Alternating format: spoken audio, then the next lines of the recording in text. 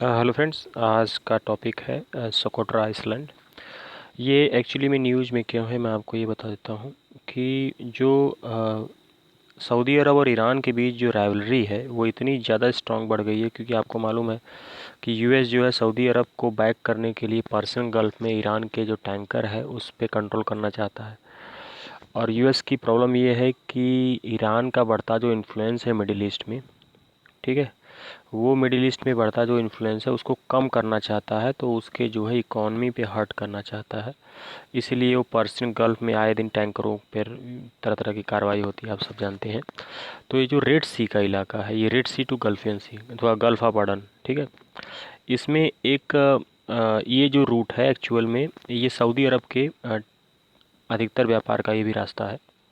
तो यहाँ पे यमन में हौथी विद्रोही जो है, हौती हौती विद्रोही एक सिया गुट है जिसको जो है ईरान बैक करता है और जानबूझ के यमन में इंस्टेबिलिटी कर रहा है ड्यू टू सऊदी अरब, क्योंकि सऊदी अरब को यहीं पे इंगेज करना चाहता है। इसके चलते हुआ क्या है कि ये आप देखिएगा, ये एक न्यूज़ में थी बाब अल मंडेब, ठीक है, यहाँ पे एक पास है रेड सी और इसे जिबूती के बीच में बाब अल मंडेब। ये यहाँ पे न्यूज़ में थी क्योंकि यहीं पे कुछ कार्रवाई हुई थी। उसी के बगल में देखिएगा ये है सोकोट्रा आइसलैंड, ये एक्चुअली में यमन का पार्ट है, ठीक है। सोकोट्रा जो है यमन यमन कंट्री इसी का पार्ट है, लेकिन इस पे जो है कंट्रोल जो है सऊदी अरब बना के रखता था, क्योंकि वहाँ से इसके अधिकतर तेल टैंकर गुजरते थे।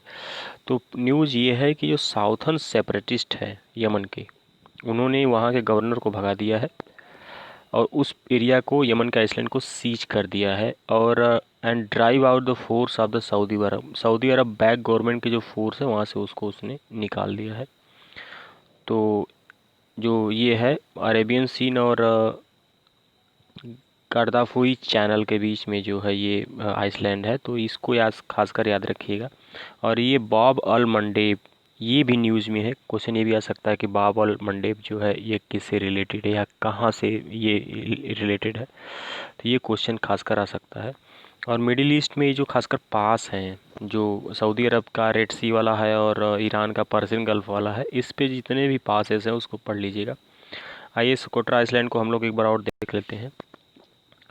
ये गल्फ ऑफ अडन क्या ही पार्ट है, सब देख लीजिए। ईस्ट कोस्ट ऑफ सोमालिया है, अरबियन, ये है सोमालिया आपका, ठीक है, ये है सोमालिया, ये है यमन, ये इसी का पार्ट है सोकोट्रा आइसलैंड। और जितने भी तेल टैंकर है यहीं स्वेज कैनाल से होते हुए बाब अल मंडेब से होते हुए ऐसे निकलती हैं। तो ये एक तरह से इसको कंट्रोल करना बहुत ज़रूरी था, इसलिए जो है यमन के साउथर्न जो विद्रोही हैं, जिसको हौती विद्रोही कहा जाता है, जिनको सिया विद्रोही कहे जाते हैं, ये इसको कंट्रोल किए कर लिए हैं। अब वहाँ के गवर्नर को भी हटा दिया है और सऊदी अरब बैक फोर्सेस को भी उन्होंने वापस कर दिया वहाँ से। सोकोट्रा आइसलैंड 2008 में जो है यूनेस्को वर्ल्ड हेरिटेज साइट जो है घोषित की गई थी।